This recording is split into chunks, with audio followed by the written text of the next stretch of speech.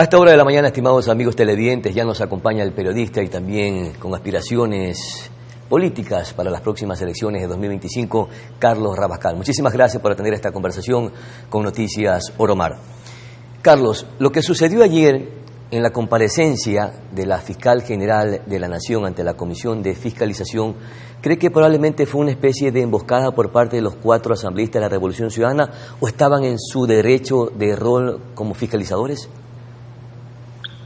Pedro, muy buenos días y gracias por la invitación. Un saludo a la audiencia de Oromar. A ver, yo no me voy a concentrar en estos temas de la Asamblea Nacional Legislativa porque son temas que no tienen la trascendencia que tiene la vida de los ecuatorianos en este momento. Mal haríamos de entrar en las broncas y en las peleas, porque eso es lo que estamos viendo desde hace ya mucho tiempo, cuando nuestra gente y la propia Manaví se están muriendo por los asesinatos, cuando la gente no puede trabajar en sus negocios porque les piden vacunas, porque el sicariato está asustando a la convivencia de un país.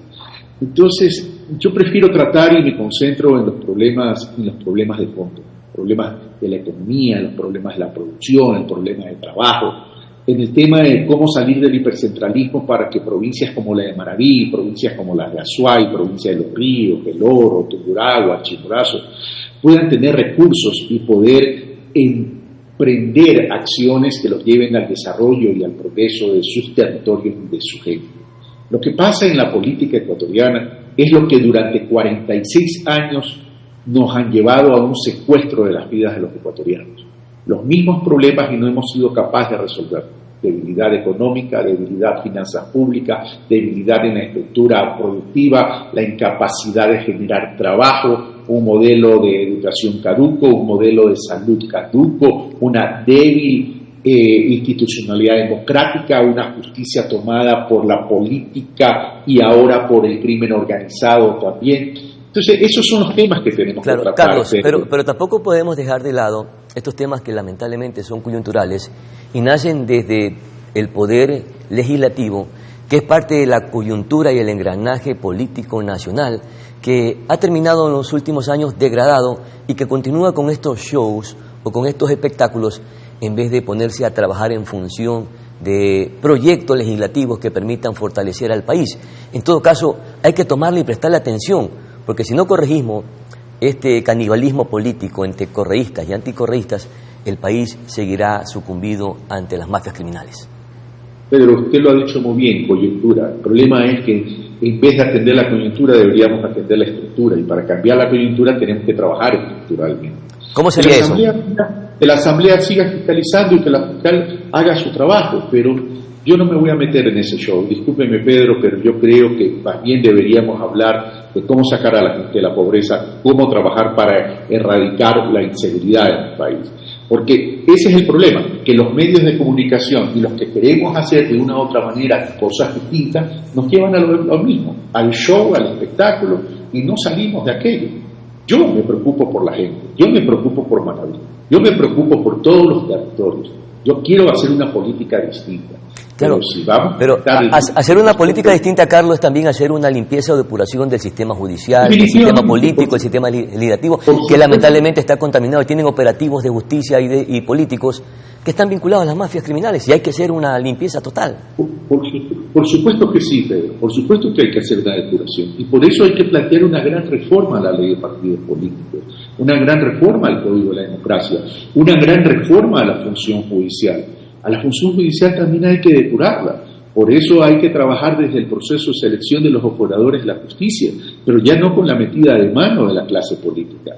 Ya hay que ir a instancias internacionales para que sean las instancias internacionales, con la imparcialidad que pueda tener una Naciones Unidas, por ejemplo, para llevar a cabo todos estos procesos de selección, no solamente de los operadores de justicia llamados jueces, etcétera, sino también en temas de la Fiscalía General del Estado. Es decir, y exigir también a la Fiscalía General del Estado que no sea selectiva, que la justicia es para todos y la justicia tiene que ser ciega, pero también tenemos que comprender que así como no nos podemos quedar en la bronca, tenemos que también trabajar en otros aspectos, porque si no el país se nos vuelve monotemático y resulta que tenemos 20 asesinados en un día en una ciudad, 22 en la otra, y así sucesivamente. Entonces ya es momento también que pongamos el debate en más amplio y que comencemos a enriquecer ese debate para establecer cuál es el camino de solución. Claro. Uno de los problemas que ha tenido el país, Pedro, discúlpenme, con esto termino, sí, es que no ha tenido visión de desarrollo y que no ha tenido un plan de desarrollo. Si yo le pregunto a usted, Pedro, ¿cuál es la visión de desarrollo del país? Nadie me la va a poder contestar, porque como bien dice usted, Pedro, vivimos en la bronca, en la pelea, en la coyuntura, y todos estos temas y todos estos espectáculos que pasan, ¿verdad?, nos distraen, nos extravían, nos llevan a tratar esto en vez de tratar los temas que son fundamentales.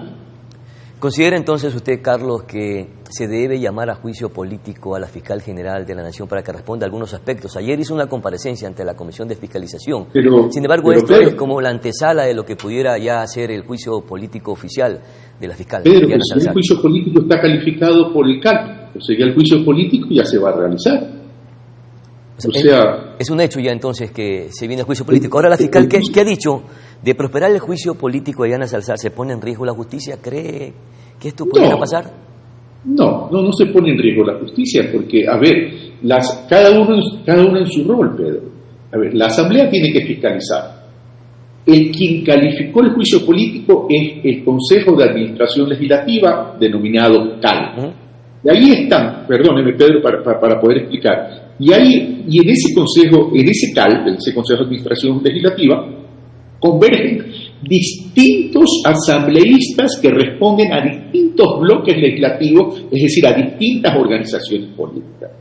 Ya ese juicio está calificado, así que ese juicio se va a llevar a cabo y los asambleístas tendrán que hacer las preguntas y tendrán que probar las culpabilidades de la fiscal general del Estado, en caso que sea así, y la fiscal tendrá que mostrar las descargas, aquellas acusaciones que provengan de quienes vayan a fiscalizar. El tema es que no se convierta en un show mediático nuevamente este escenario. Correcto, cuando convoquen lo que aspiramos todos los ecuatorianos es que se lo haga con seriedad, que se lo haga con responsabilidad y que no sea un show más de la política ecuatoriana.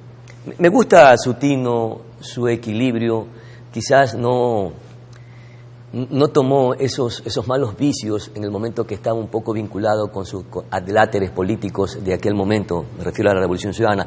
En todo caso, mi querido Carlos, el país se enfrenta a situaciones críticas o crisis de toda índole, desde seguridad económica, social, energética, inclusive hasta de principios y de valores. Frente a todo esto, ¿usted cree que el país puede salir de esta arena movediza social que enfrentamos? No solo que se puede, sino que se debe, Pedro. Es decir, a ver, lo peor que nos puede pasar es quedarnos cruzados de brazos, que nos congelemos ante el pánico, ante la crisis y ante la incapacidad de los gobiernos en turno.